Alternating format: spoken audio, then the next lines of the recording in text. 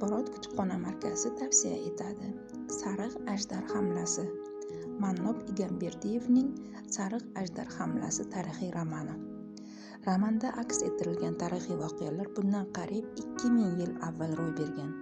Buyuk Ipak yo'lini to'liq nazorati ostiga olishni maqsad qilgan Xitoy imperatori Liu Che miloddan avvalgi 138-yili o'z ayoqchisi Zhanjianni uzoq g'arbda joylashgan Devon, hozirgi Farg'ona vodiysidagi qadimgi davlatga yuboradi.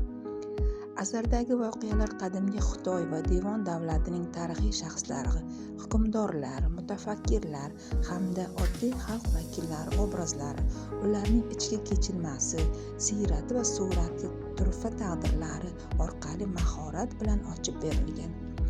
Asar ilk bor 1984-yili Moskvaning Vayn-Izdad nashriyotida rus tilida chop etilgan.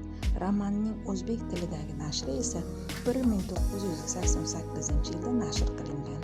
Endilikda romanning ikkinchi to'ldirilgan nashri sizlarning e'tiboringizga havola etilmoqda. Kitobni o'qib chiqishingizni tavsiya etamiz.